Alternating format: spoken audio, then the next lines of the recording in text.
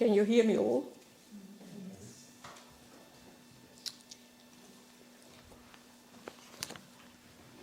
So you see I'm dressed up for the occasion. Only the sequence is wrong. Basically, I should have had yellow on the top, and then red, and then blue, and then red, but that was a bit difficult to do. So I must say I'm very grateful to Bhante that he said that we are not teachers. And I don't know much about didactic methods, so I'll just start without them. You have been hearing about the faults of samsara this day. You have been talking about them, you have been reflecting on them. There was a conversation cafe I missed because I went to the Roteburg presentation. Maybe you even experienced some of it today, so you might have enough of them. And here I am asked to talk about them again. So I thought to talk about samsaric faults and getting beyond them. And it might sound a bit like a ramble, but I know that Subhuti is a master at rambling after I heard rambling on reality. So I might just say what I want to say and don't give it a name. Or else you spend the rest of the evening wondering whether it's a talk, a ramble, something in between, or just rubbish.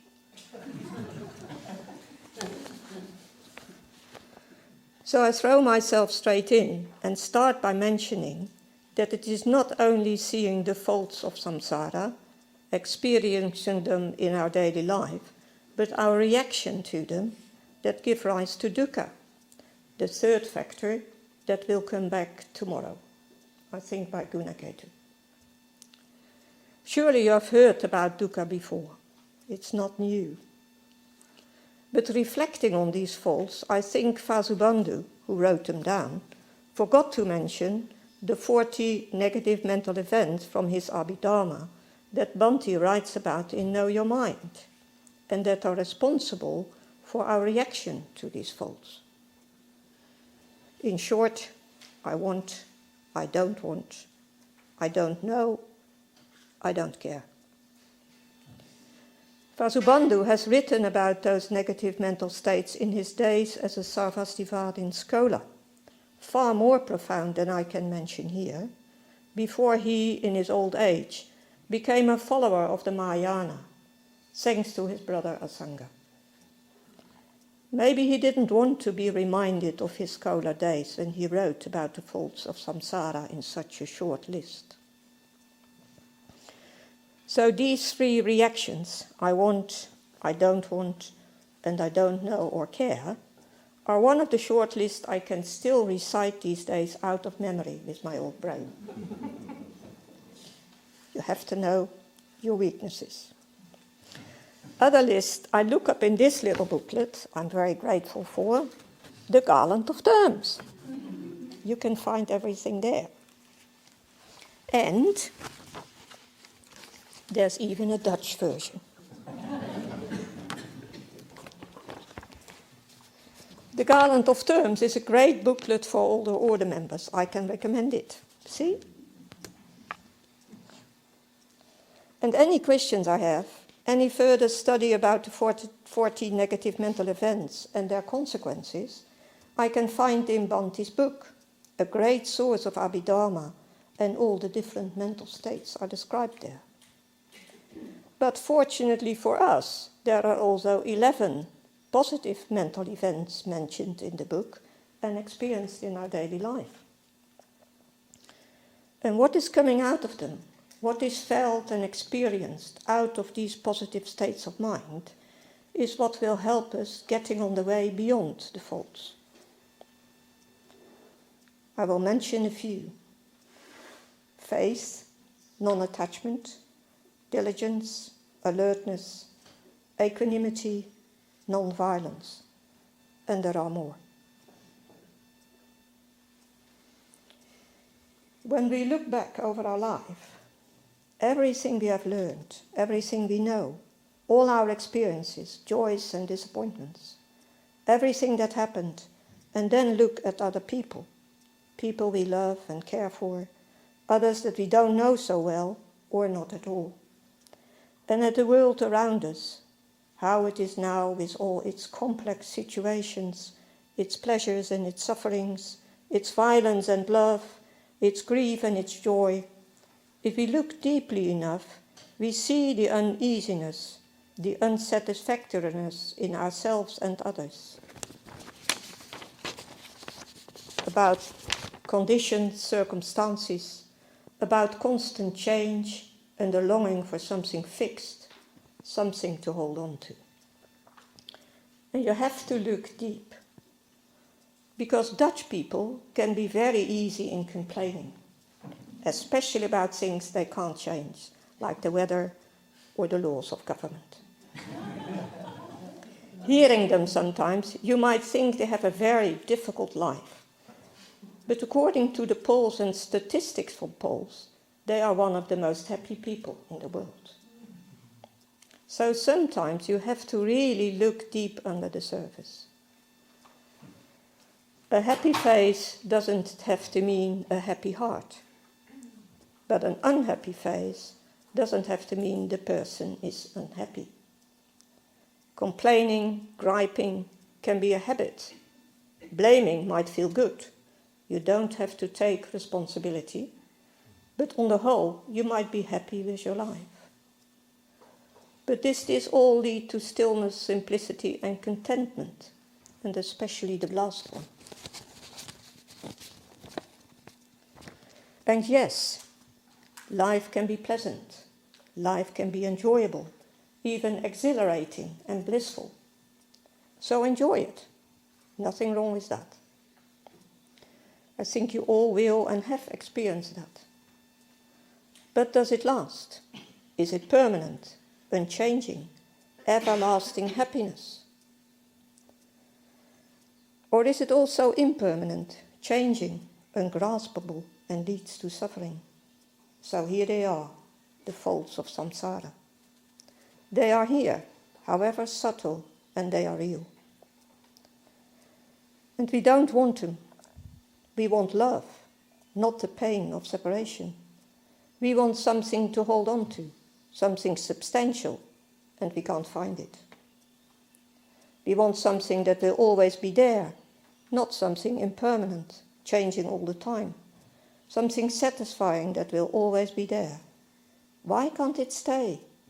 Why can't it last? Why does it hurt?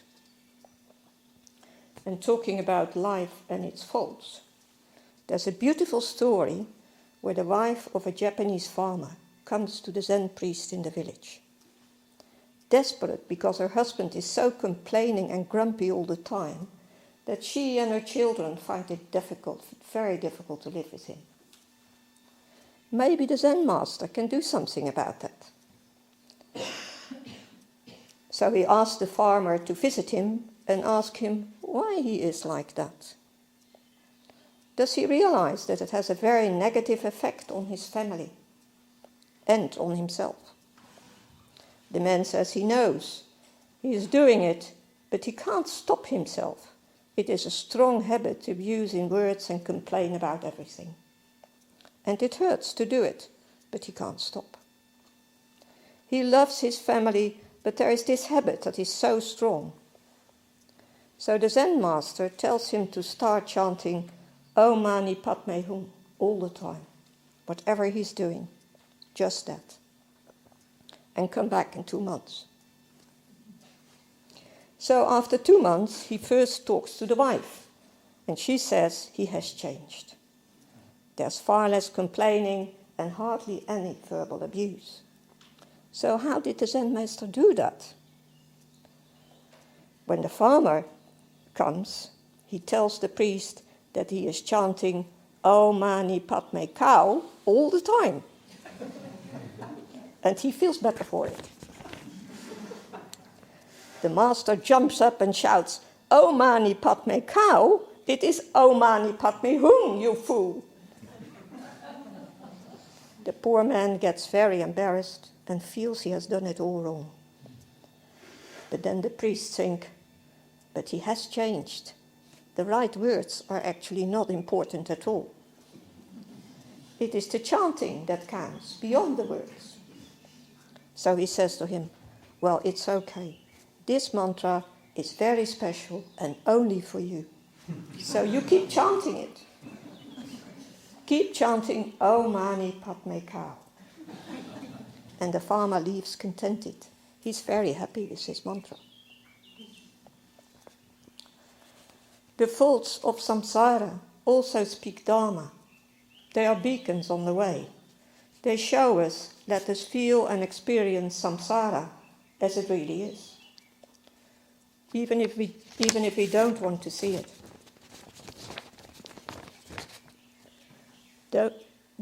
Dogen, Zen master from the 13th century, and a favorite of mine, is talking about mountains walking. He is not talking about literal piles of rock when he says that. He is talking about their true nature. Their nature is what they are, mountains. And they radiate the Dharma by being mountains, through showing their real nature, just mountains.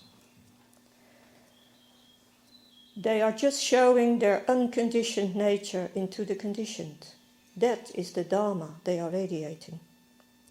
And we bring them in samsara by calling them names, making them more complex. High mountains, low mountains, dangerous mountains. But actually, they're just mountains. That is their real nature. And the faults of samsara also show their real nature, and in that way are beacons on the way. They are just faults, whatever we make of them or call them, whatever our reaction is. So are they really faults? Seen from a perspective of practice, yes, they are. They can keep you away from reaching enlightenment, and they do. But they can also teach you how to get there by taking them seriously and learn to see beyond them. It is a bit like the negative and positive precepts. The negative, in inverted commas, you try to leave behind. The positive is where you want to go. What you want to embody. What you want to radiate. That means change. That means detachment or non-attachment, faith and diligence. It means leaving behind views and opinions, and we have a lot of those. Vasubandhu, with other Indian teachers, embodies an aspect of the bodhisattva ideal that is often overlooked. The idea that the bodhisattva should be able to teach and convert all beings. Meaning, written of their wrong views. So you can start from two viewpoints.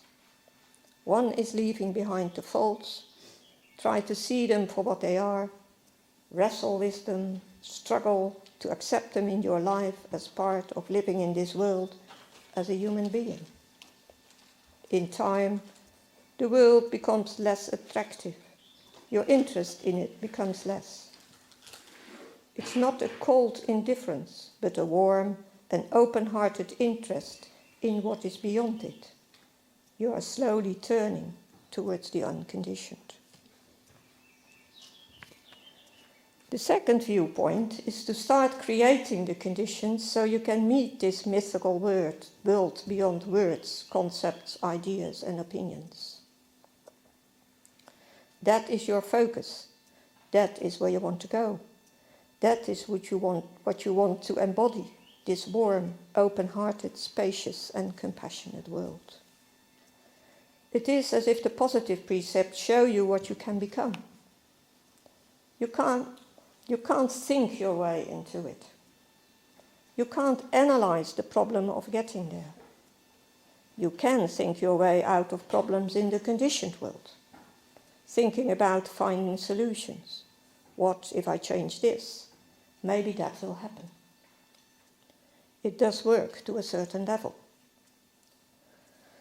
But you still have to go further than only the analyzing and thinking mind. You also need awareness, feeling, spaciousness, compassion, simplicity, stillness, and contentment to enter this more or less mythical world of the bodhicitta. Open to it, feel it, allow it in and through you. Surrender to it. It's not a thought, an idea, or a concept.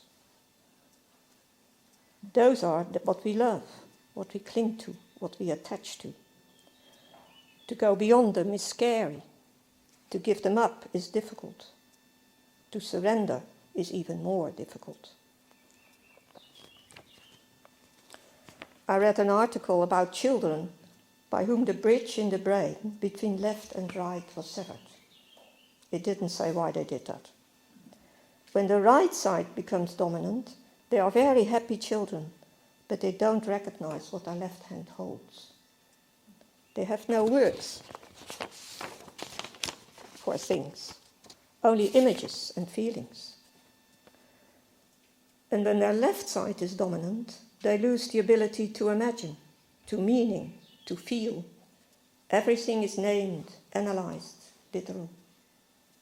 It is only when they learn to balance both sides that they are able to live in the world of things and words and feelings. Not attached to them, but as a means to be able to function in the world. And they can still live in this free, creative, joyful, compassionate and energetic right side state.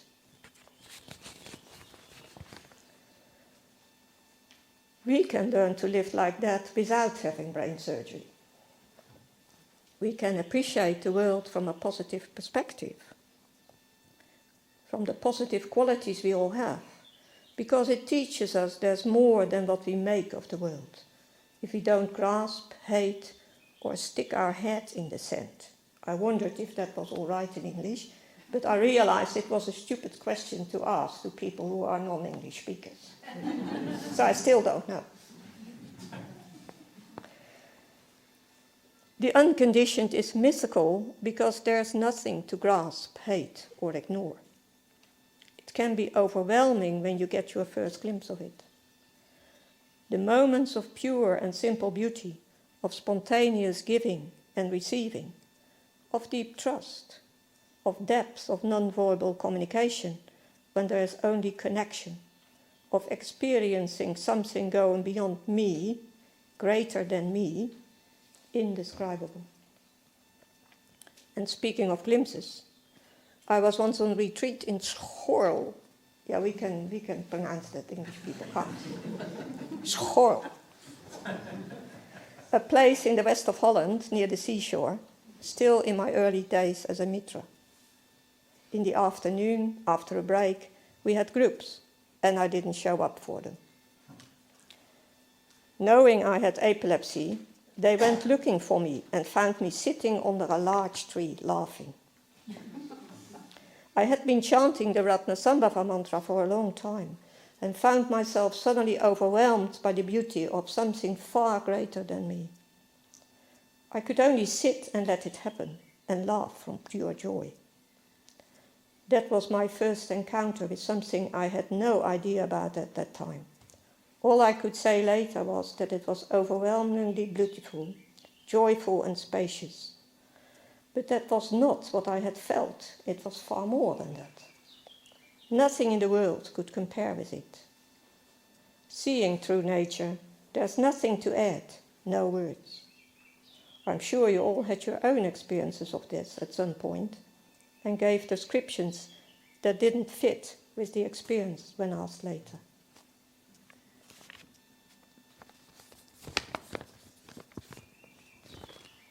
Here's a poem by Dogen. Day and night, night and day, the way of Dharma as everyday life. In each act our hearts resonate with the call of the sutras. I'll read it again.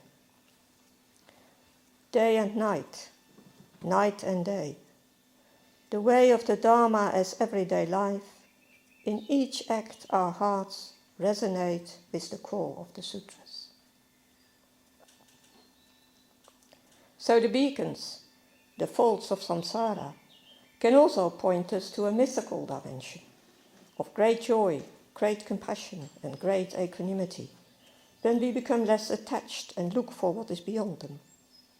Dogen says, there's a passage to freedom in every moment. You can't understand it with your head. It only opens when you deal with samsara, here and now, with compassion in your heart.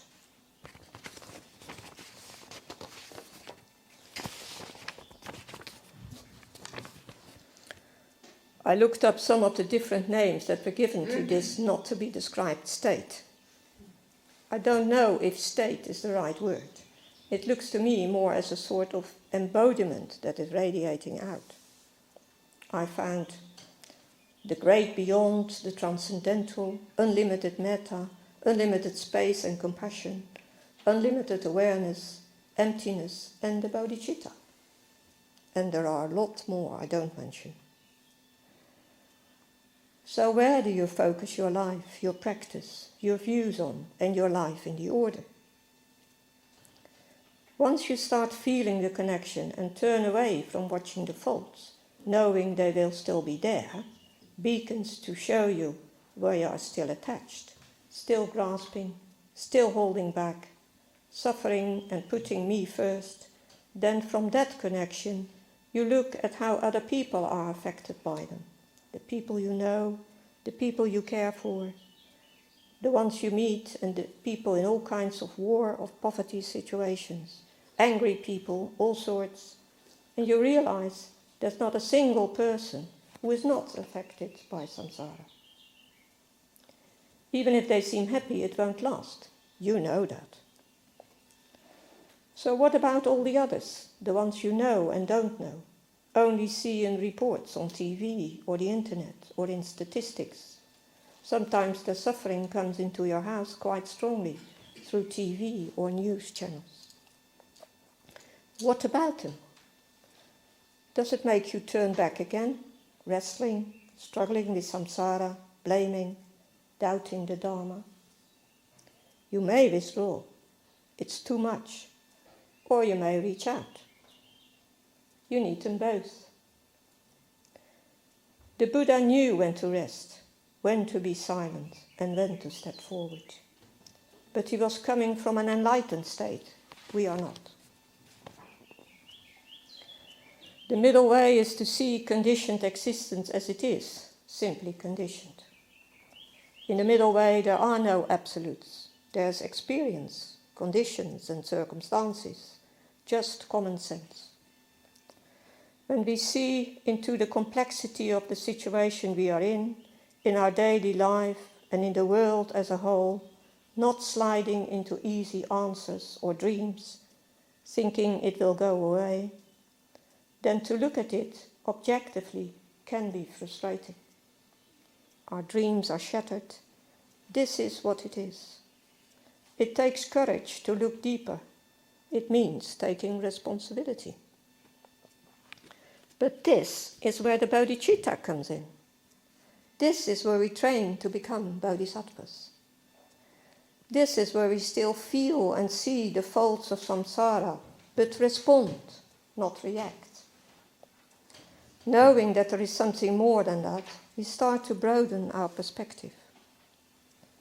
We don't run away from all this uncertainty, all this unsatisfactoriness, this all the time changing and unreal world, by denying it or being overwhelmed by it and becoming, but use our influence whenever possible, instead of trying to control what is happening.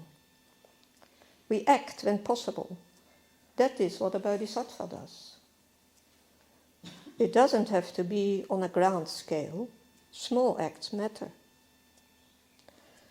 The bodhisattva doesn't waste his energy. He uses it for the good of all. And every bodhisattva is different. His methods are varied. He doesn't do the same thing every time. He sees what is needed, what is a real need, not a want, and responds. When I read the first chapter of the Flower Ornament Sutra, there are thousands of bodhisattvas, pages of names, but there's only one bodhicitta. We are not alone, we are not alone in this. There's a whole order around us, and the order is varied.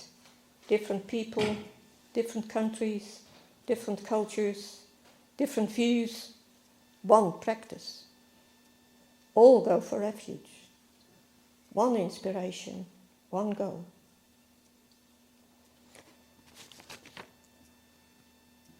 Sometimes you can feel a special atmosphere on a convention. There's something in the air. When we embrace all our differences, our different ways of practicing, of what we think is important, etc., we see that they are based on conditions and circumstances, on the choices we made when we reacted to the faults of samsara, on our wants and desires, our likes and dislikes, our resistance against the reality of life. Nothing wrong with that. It makes us human. But it is the seeing that counts and makes a difference. Making all these tendencies and habits come to the surface, so they can be changed through meditation, practice and communication. Then we can embrace fully, communicate, acknowledge and appreciate. See others as going for refuge, just like us. That is the myth of the order, our collective gift to the world, the mythical coming together. Here I am, in the middle of samsara, with all its fault, recognizing each other as being different but the same, embracing it, letting it be. Oh, but not always. Samsara is still there, so duality is, differences of opinion is, discussion, exchange of ideas, not agreeing sometimes, even anger. And that is good. It makes me think, ponder, not take things at face value, go deeper into them, feel them and see my wrong views, painful sometimes, satisfying sometimes, full of ego sometimes, stubborn, clinging, not wanting to let go. But there's more than that, I know. We can embrace our differences. Here we can come from different directions without hardening into factions, but talking about them and reach out to each other. And out of this arises the bodhicitta in every selfless and compassionate act. Varochana is my yidam since my ordination. In some images he is transparent. He has 4 faces, so he can look in every direction. He embraces everything as it is. Let it rest in the spaciousness of his Dharmadhatu. He doesn't restrict it or change it. It can be what it is, and then it goes its own way again. Nothing to hold on to, nothing stays. He also has the mudra of wisdom, the forefinger of his left hand held by his right hand. It signifies his wisdom aspect, but he wears the red robes of compassion. Both are needed. Dogen said, practice like a turtle, step by step, moment after moment, without expecting anything. Confine the monologue of your brain to a minimum. Don't chase after thoughts or attach to feelings. Life is a magnificent event. It is just coming and going, that's all. So I'll leave you with an image. You're standing at a railroad crossing, and a long freight train is rumbling by. You have to wait till it has passed, and that can take a long time. So you start looking at the cars, and in the first car, a family is having dinner. But you have just eaten, so you're not interested. In the second car, a man is chased by a tiger. So you just look until the car is out of sight. In the third car, people are talking, but you can't hear them. So you look at the next car, and so on and on. So every car brings its own story, and you are either interested or not. You either like it or you push it away. Until you notice that you can look in between the cars, not noticing what is in them, but you can see the beautiful landscape behind them and a radiant sun.